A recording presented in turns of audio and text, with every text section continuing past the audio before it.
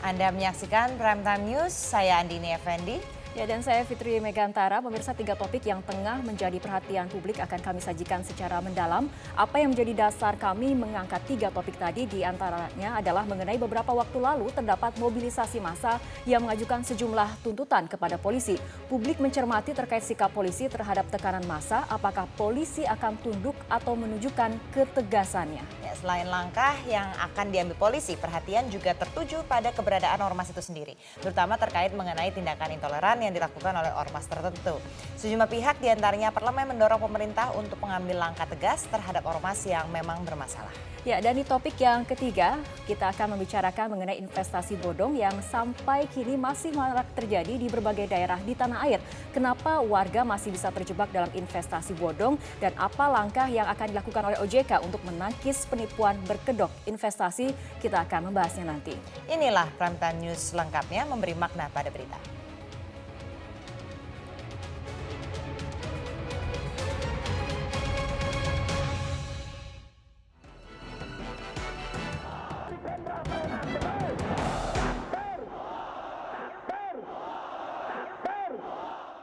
Kapolri Jenderal Tito Karnavian menjamin Kapolda Jabar dan Kapolda Metro Jaya tidak akan dicopot dari jabatannya. Hal itu merupakan tanggapan Kapolri atas tuntutan FPI agar kedua Kapolda tersebut dicopot.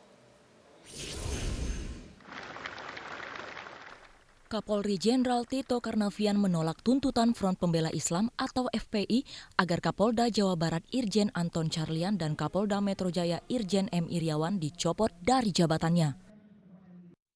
Kapolri menegaskan tidak ada pencopotan terhadap 2 Kapolda tersebut. Senin lalu, massa FPI menggelar unjuk rasa di Mabes Polri menuntut agar Kapolda Metro Jaya dan Kapolda Jawa Barat dicopot. Kapolda Metro Jaya Irjen M. Iriawan dinilai memprovokasi FPI untuk mengejar massa HMI yang menyebabkan demo pada 4 November 2016 ricuh. Sedangkan Kapolda Jawa Barat Irjen Anton Carlyan dituntut dicopot karena menjadi Ketua Dewan Pembina Gerakan Masyarakat Bawah Indonesia atau GMBI. Menanggapi tuntutan itu, Kapolda Jawa Barat Irjen Anton Carlyan mengaku siap dicopot. Kan kalau saya dianggap salah dan saya mendapat jabatan itu adalah amanah, bukan untuk mendapat jabatan.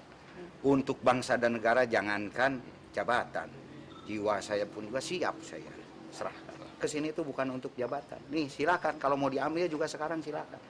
Tapi tunjukkan bahwa saya salah. Tapi selama saya benar, saya akan maju terus. Sementara itu, Kapolda Metro Jaya Irjen M. Iriawan menanggapi enteng tuntutan FPI. Copot siapa mau nyopot? Siapa dia? Enak aja nyopot. Tulis, siapa dia enak aja mau nyopot saya. Kapolda Metro Jaya justru meminta Imam Besar FPI Rizik Syihab agar hati-hati bicara. Tim Liputan Metro TV. Pemimpin Ormas Front Pembela Islam kemarin mendatangi Komisi 3 DPR guna melaporkan aksi demonstrasi di Mabes Polri kemarin. Rizik didampingi sejumlah tokoh Gerakan Nasional Pembela Fatwa MUI atau GNPF MUI. Rizik dan anggota GNPF MUI diterima oleh Komisi 3 dan dipimpin oleh Wakil Ketua Komisi 3 Desmond Mahesa. FPI meminta Komisi 3 DPR mengawasi kiprah Polri di lapangan. FPI juga melaporkan tentang aksi desakan kepada Kapolri agar mencopot Kapolda Jawa Barat Irjen Pol Anton Carlyan dan Kapolda Metro Jaya Irjen M. Iriawan. Menanggapi aduan FPI, Wakil Ketua Komisi 3 DPR Desmond Mahesa memastikan akan memanggil Kapolri Jenderal Tito Karnavian dalam rapat dengar pendapat di Komisi 3 31 Januari mendatang. Komisi 3 juga berencana memanggil Kapolda Metro Jaya dan Kapolda Jawa Barat untuk meminta klarifikasi soal aduan dari FPI.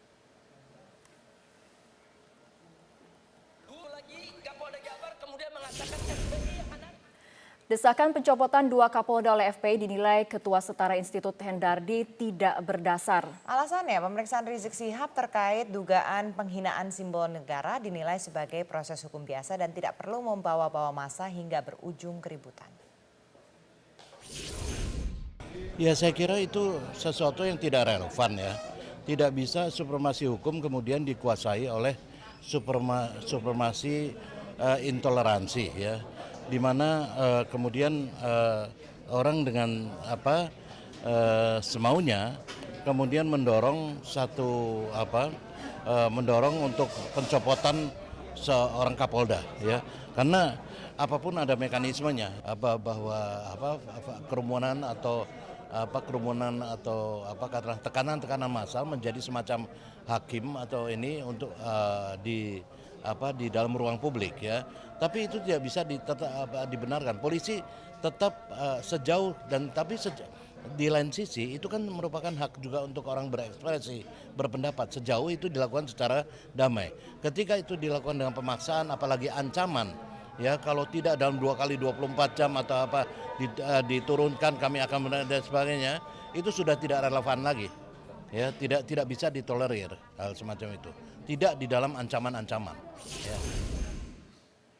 Nah, yang menjadi fokus bagaimana seharusnya Polri ini menyikapi tuntutan dari ormas itu sendiri, gitu kan? Ya, kita akan meminta konfirmasi dan kita akan ikuti konfirmasinya usai jeda sesaat lagi.